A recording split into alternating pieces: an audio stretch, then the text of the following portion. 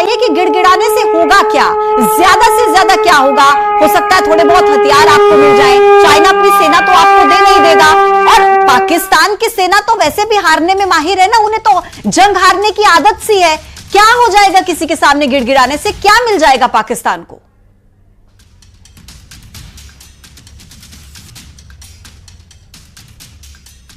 आशीष sir, आपको मेरी आवाज आ रही है? उसको हथियार मिल जाए और या फिर कोई ऐसी पहल कर दे कि किसी तरीके का जो बड़ा स्ट्राइक है वो पाकिस्तान पे ना कर पाए। उसका प्रयास यही रहेगा कि छोटे मोटे कॉन्फ्लिक्ट तो चलते रहें, जिससे वो भी उनके यहाँ की जो राजनीति है उनके देश में, मतलब जो सेना जो वहां करती है प्रोपेगेंडा, वो अपना चला सके। बिल्कुल शांति उसके भले के लिए नहीं है, उनको कुछ ना कुछ चुटपुट दिखाना है, तो वो उतना तक तो सीमित रखना चाहेंगे, लेकिन वो ये प्रयास करेंगे कि ये बड़े रूप में एक विकराल रूप ना ले, क्योंकि उसमें फिर उनका सफाया हो जाएगा। तो उनका प्रयास ये रहेगा। हाँ, चाइना का जहां तक सवाल है, कुछ लोग ये मानते थे कि चाइना जो है वो मिलिटरीली यानी सेना के उस पे सीधी मदद करेगा पाकिस्तान की। मैं इस बात से बिल्कुल भी सहमत नहीं हूं।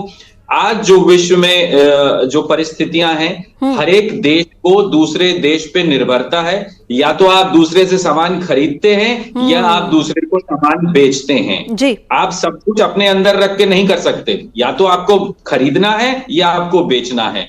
और चाइना से भारत बहुत बड़ी मात्रा में सामान खरीदता है, और विश्व के अन्य देश भी हैं जहां से चाइना अपना सामान भी भेजता है और खरीदता भी है।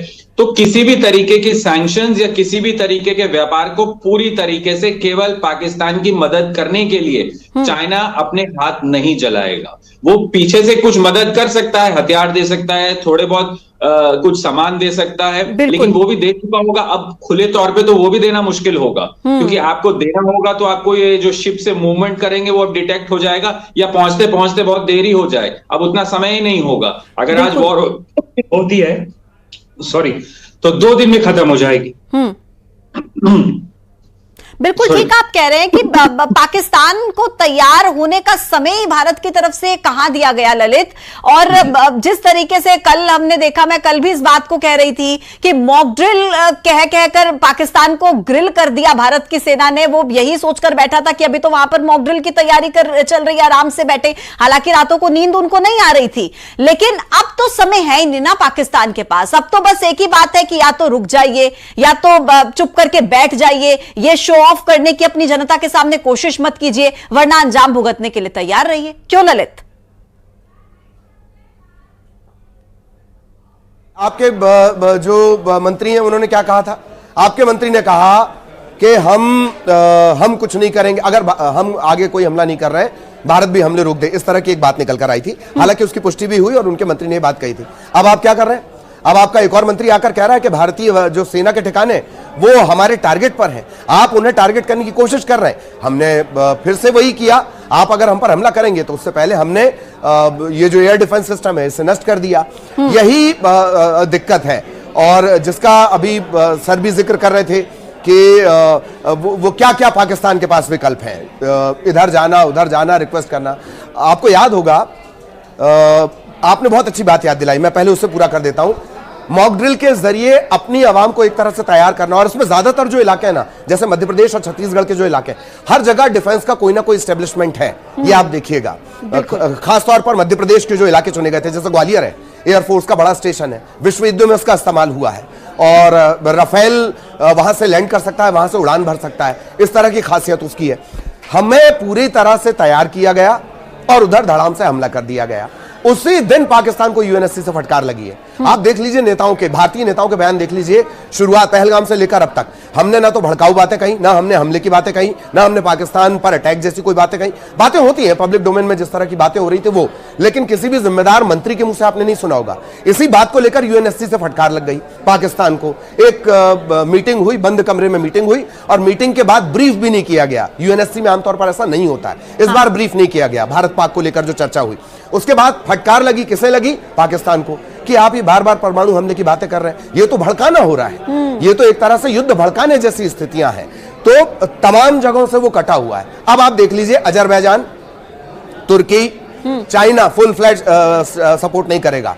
और जो डिफेंस एक्सपर्ट है, मैं उनसे भी चाहूंगा अगर आप ये सवाल पूछें, चाइना का एक सैटेलाइट सर्वर है और मेरा ख्याल है कि भारत में उसको मिलिट्री लेवल तक का एक्सेस है। ये बड़ी बात होती है। ऐसी जगह में चाइना खुलकर सपोर्ट करेगा नहीं।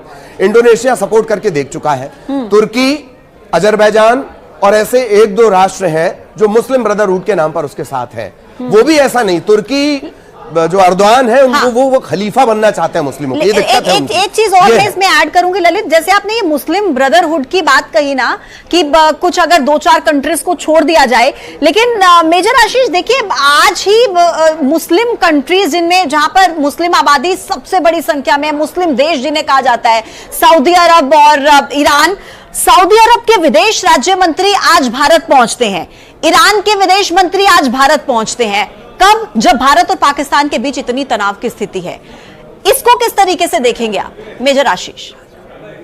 देखिए, मैंने जैसे पहले भी कहा कि आज जो पाकिस्तान की स्थिति आज से कुछ पूर्व अगर आप पीछे जाइए तो इतनी खराब नहीं थी।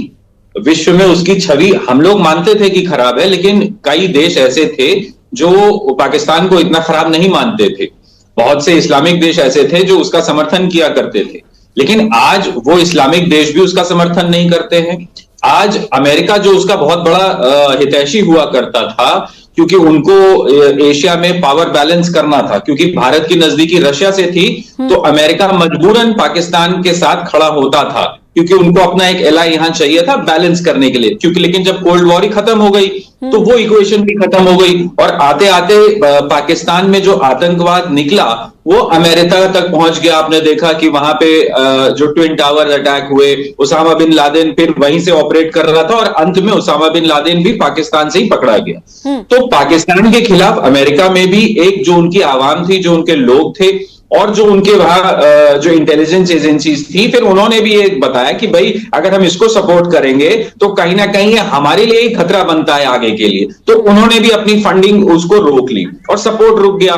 तो एक साइकोलॉजिकल जो उसको एक बैकअप रहता था कि भाई हमारे अगर भारत से सीधा युद्ध होगा तो अमेरिका जैसे उस जमाने में मदद करी थी 1971 वॉर में कि फ्लीट भेज दी थी, ऐसा कुछ करेगा। अब ऐसा कुछ कहीं से नहीं होने वाला। और जो छोटे मोटे देश जो आपने अभी नाम लिए वो कहीं गिनती में आते ही नहीं है। जब भारत से सीधे युद्ध की बात आएगी तो वो खैर मनाएंगे कि हम इसमें क्यों पड़े, बेकार में ऐसा ना हो कि हमारा थोड़ा सा रुख वहां भी हो जाए। वो लोग इसमें बीच में कहीं नहीं आएंगे, क्योंकि जानते हैं, क्योंकि आज बिल्कुल साफ है पाकिस्तान गलत कर रहा है। वो एक आतंकवाद बनाने की फैक्ट्री बना हुआ है, न केवल भारत के लिए बल्कि विश्व के लिए। बिल्कुल बिल्कुल आप ठीक कह रहे हैं। और मेजर आशीष, अगर ऐसी स्थिति में कोई पाकिस्तान का समर्थन करे तो इंटरनेशनल फोरम पर उस देश की छवि भी यही होगी। ये नहीं कहा जाएगा कि आप पाकिस्तान का समर्थन कर रहे हैं, बल्कि ये कहा जाएगा कि आप आतंक का समर्थन कर रहे हैं। मृगेंद्र सिंह जी भी हमारे साथ कनेक्ट हो गए हैं, डिफेंस एक्सपर्ट है। सबसे पहले मृगेंद्र सिंह जी, आपका बहुत स्वागत है न्यूज 18 के मंच पर। और आपका पहला कॉमेंट मैं इसी पर चाहूंगी, जो तस्वीरें हम चला रहे हैं कि जिस तरीके से भारत ने पहली बार S-400 सुदर्शन का इस्तेमाल किया बीती रात को, इस पर एक कमेंट, और जैसे ही आज भारत ने पाकिस्तान के एयर डिफेंस सिस्टम को तबाह किया, क्या कहेंगे आप इसको लेकर? मेरा ये मानना है कि भारत एक बहुत ही पावरफुल कंट्री के रूप में आज विश्व में माना जाता है, इकोनॉमिकली और डिफेंस वाइज भी। तो ये बहुत नेचुरल है कि हम एक सिस्टमेटिक तरीके से, सोचे समझे तरीके से पाकिस्तान को उसकी राह दिखाएं। ये जो आज जो अटैक हुआ है और जो भी जिसकी बात आप कर रहे हैं, मैं बहुत डिटेल में तो इसमें नहीं जाना चाहूंगा इस समय, लेकिन ये एक सोची समझी एक प्लान्ड वे में एक है, जो कि हम लोग सिस्टमेटिक तरीके से आगे बढ़ रहे हैं। किस तरीके से एक कैंपेन चलाया जा रहा है, और कोई भी वॉर में कोई भी कैंपेन होता है उसमें स्टेप बाय स्टेप हम लोग आगे बढ़ते हैं। तो पहले हमने स्टैंड ऑफ वेपन्स का यूज किया, फिर उनके एयर डिफेंस सिस्टम को किया। अब आगे देखिए जो भी प्लानिंग होगी, ये फोरम में डिस्कस करने लायक नहीं है, लेकिन ये मान के चलना चाहिए कि अब पाकिस्तान को सबक सिखाने का समय आ गया है और भारत इसके लिए पूरी तरह से तैयार है। बिल्कुल ठीक है। अब ललित, जैसे मैं जिक्र कर रही थी इस बात का कि अगर इंटरनेशनल फोरम पर ये तुर्की, कतर, अजरबैजान, जिन देशों का आप जिक्र कर रहे थे, अगर गलती से भी पाकिस्तान के समर्थन में कुछ बयान जारी करते हैं, कुछ कहते हैं, तो इसका सीधा यही अर्थ समझा जाएगा कि आप आतंक का साथ दे रहे हैं, क्योंकि भारत कितनी दफा पाकिस्तान को बेनकाब कर चुका है। अमेरिका के राष्ट्रपति ये कह चुके हैं कि जैसे को तैसा हो चुका है, अब रुक जाइए, नहीं मान रहा पाकिस्तान। देखिए, पाकिस्तान पूरी तरह से एक्सपोज हो चुका है और इस तरह की जो स्थिति है, पाकिस्तान की जो इमेज आज बन चुकी है पूरे विश्व में, मुझे नहीं लगता है कि कोई इनके साथ खड़ा होगा। हाँ, एक दो बयान जरूर दे सकते हैं इधर उधर से लोग, लेकिन जब बात इन्वॉल्वमेंट की होगी तो मुझे नहीं लगता कि कोई भी कंट्री इनके साथ खड़ा होकर के और इनका कंधे से कंधा मिला के इनका साथ देगा, जो कि 71 की लड़ाई में। ठीक है सर। मेरे साथ मेरे सहयोगी ललित भी न्यूज रूम से कनेक्ट है, लगातार डिटेल में हमारे दर्शकों को वो बता रहे हैं अपने अनुभव के हिसाब से और जो कुछ भी चल रहा है। ललित, आप बताइए, आप क्या कह रहे थे तुर्की, अजरबैजान और कतर जैसे देशों को लेकर, जो पाकिस्तान के समर्थन में कुल मिलाकर बयान तो जारी कर देते हैं, लेकिन कुछ नहीं होने वाला है, कुछ भी कर लीजिए कुछ नहीं होने वाला है, क्योंकि भारत ये ठान चुका है कि खत्म अब करना है आतंक को। जाहिर तौर पर, और ये जिस बात का जिक्र है एक, हाँ, लेकिन अभी इस बीच एक बड़ा अपडेट आ रहा है, वो है ओआईसी की भूमिका, जो मुस्लिम कंट्रीज का जो एक संगठन है, मेरे ख्याल 50 के करीब इसमें है, वो दरअसल उसकी जो स्थिति है वो इधर उधर होती रही है। हालांकि जब आपने अभी जिक्र किया था ना कि जब ये तमाम हालात चल रहे हैं, तो मेरे ख्याल सऊदी के रिप्रेजेंटेटिव्स यहाँ पर आए हुए हैं, आपने शायद ये इस बात का जिक्र किया था। तो जो दम रखते हैं, जो बड़ा पावर रखते हैं मुस्लिम कंट्रीज के बीच में, जिनका रसूख है, जिनकी ताकत है और जिनके दम पर इस तरह के संगठन चलते हैं, ओआईसी की मैं बात कर रहा हूं, वो भारत के बहुत करीबी हैं। वो दौर गया। आपने अक्सर देखा होगा ना कि भाई सऊदी, हम अक्सर ये बातें करते थे कि सऊदी में हमारे लेबर हैं या खाड़ी देशों में हमारे यहाँ से लोग मजदूरी करने जाते हैं। वो बहुत पुराने दौर की बात हो गई है। अब वो हमारे बिजनेस पार्टनर्स हैं, अच्छे खासे अरबों का निवेश दोनों की तरफ से किया जा रहा है। अब हम बिजनेस पार्टनर वाली जगह पर हैं, खासतौर पर खाड़ी देशों की अगर बात कर ली जाए। पहले जब भी हम याद किया करते थे कि नहीं, खाड़ी देशों में लोग क्यों जाते हैं, भारत से लोग मजदूरी करने जाते हैं। अब वो बात नहीं है, दोनों इंफ्रास्ट्रक्चर में निवेश कर रहे हैं। बात अब बिजनेस वाली आ गई है दोनों देशों के बीच।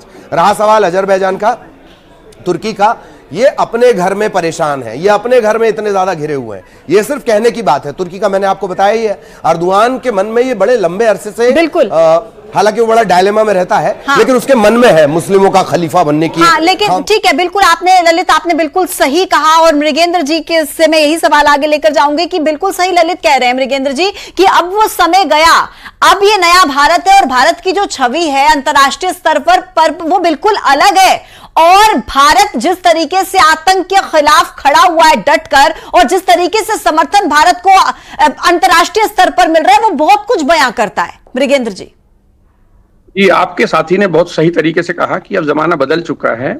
अब economic development, wellbeing of population, ये सभी रूलर्स के, जो भी रूलर्स हैं मिडिल ईस्ट में, उनके दिमाग में है। वो लोग लिबरलाइज कर रहे हैं अपने सिस्टम को, वो बिजनेस पार्टनर्स बन रहे हैं इंडिया के साथ।